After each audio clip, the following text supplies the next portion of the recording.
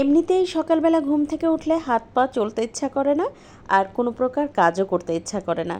তারপরেও তো না খেয়ে থাকা যাবে না, সবার জন্য নাস্তাও রেডি করতে হবে। তাই আমি যেভাবে মাত্র 10 মিনিটে ঝটপট রুটি পরোটা দিয়ে খাওয়ার জন্য সবজি ভাজি তৈরি করে নিই, সেটাই আপনাদের সাথে শেয়ার করব। নতুন আপু ভাইয়াদের তো ভালো লাগবেই, প্রবাসী ভাই বোনদের অথবা ব্যাচেলার ভাই বোনদেরও অনেক কাজে আসবে। তাই চাইলে ভিডিওটা কিন্তু শেয়ার করে আপনার টাইমলাইনে রেখে দিতে পারেন। যখন এটা তৈরি করবেন তখন কিন্তু একটু দেখে নিতে পারবেন। তো আজকের রান্নার জন্য আমি কিন্তু বেশ কয়েক পদের সবজি নিয়েছি। সবজিগুলো কেটে বেছে ধুয়ে পরিষ্কার করে নিয়েছি। আর এখানে কিন্তু আমি একটা প্রেসার কুকার নিয়েছি। এবার এর মধ্যে দিয়ে দিলাম 2 কাপ পরিমাণ পেঁপে। আর পেঁপেটা কিন্তু আমি মিডিয়াম সাইজ করে ডুমো ডুমো করে কেটে নিয়েছি। তার সাথে দিয়ে দেবো মিষ্টি কুমড়ো। আর এখানে কিন্তু আমি মিষ্টি কুমড়ো 2 কাপ পরিমাণ নিয়েছি। আমি আমার পছন্দ মতো সবজিগুলো নিয়েছি, মানে ঘরে যে সবজিগুলো ছিল সেটা। আর এখানে দিয়ে দেবো 1 কাপ পরিমাণ আলু। আসলে আলু এমনই একটা সবজি যেটা সব কিছুর সাথে সমানভাবে মানিয়ে যায়। এবার এর মধ্যে দিয়ে দেবো 2 কাপ পরিমাণ বরবটি। আর দিয়ে দেবো এখানে কাবলি ছোলা আধা কাপ পরিমাণ। আর এটা কিন্তু একেবারেই অপশনাল, আমার হাতের কাছে ছিল তাই আমি দিয়ে দিলাম। মাঝে মধ্যে কিন্তু আমি এটা ছাড়াও এই সবজিটা তৈরি করে নিই। এখন এর মধ্যে দিয়ে দেবো পেঁয়াজ কুচি, তার সাথে কাঁচামরিচ কুচি, স্বাদমতো লবণ, হলুদ গুঁড়া, আর দিয়ে দেবো হচ্ছে আদা রসুন বাটা। তারপর বেশ ভালোভাবে নেড়ে মিশিয়ে দেব। এবার এর মধ্যে দিয়ে দেবো 1 কাপ পরিমাণ পানি। আচ্ছা, এই সবজিতে আপনি কতটুকু ঝোল ঝোল রাখতে চান সেই বুঝে কিন্তু পানিটা দিয়ে দেবেন।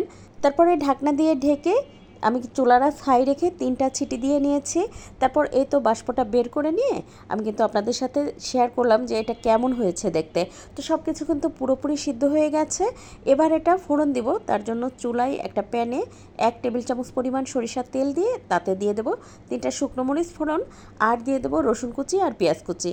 এখানে 2টা দেশি রসুন কুচি দিয়েছিলাম আর 2টা পেঁয়াজ কুচি দিয়েছি। তারপর বেশ ভালোভাবে লাল লাল করে ভেজে নেব। আর এখন এর মধ্যে দিয়ে দেবো 1 চা চামচ পরিমাণ পাঁচফোড়ন। তারপরে আমি এটা নেড়ে মিশিয়ে দেব। এতে করে ঘ্রাণটা এত ভালো আসে। আর এই যে এভাবে একটা চামচ দিয়ে যদি আপনি ডলে ডলে দেন তাহলে পাঁচফোড়নের ঘ্রাণটা এত ভালো ছড়ায়। তো সব কিছু ভেজে নেওয়ার পরে এবার দিয়ে দেবো হচ্ছে ওই যে আগে থেকে সিদ্ধ করে রাখা সবজিগুলো। আর এটা দিয়ে তারপর কিন্তু আরও একটু নেড়ে মিশিয়ে দেবো সব কিছুর সাথে। আরও 1-2 মিনিট মতো রান্না করে নেব। সকালে রুটি পরোটা খাওয়ার জন্য এই সবজি ভাজির মধ্যে পাঁচফোড়ন দিলে আমার তো খেতে অনেক বেশি ভালো লাগে। আর এটা যদি আপনি পছন্দ না করেন তাহলে দেওয়ার দরকার নাই, আপনি চাইলে কিন্তু গোটা জিরা দিয়েও এই ফোড়নটা দিতে পারেন। এখন এর মধ্যে দিয়ে দেবো 3টা কাঁচামরিচ আর দিয়ে দেবো বেশ খানিকটা পরিমাণ ধনেপাতা। এতে করে ঘ্রাণটা ভালো আসে আর খেতেও বেশ ভালো লাগে। আচ্ছা, আমার ঘরে আজকে যে সবজিগুলো ছিল আমি কিন্তু সেই সবজি দিয়েই আজকের এই সবজি ভাজিটা করে নিয়েছি। আপনার বাড়িতে যখন যে সবজি থাকবে সেটা দিয়েই কিন্তু আপনি এই মজাদার ভাজিটা করে নিতে পারেন। আজ এ পর্যন্ত, কাল আবার নতুন কোনো ভিডিও নিয়ে দেখা হবে ইনশাল্লাহ।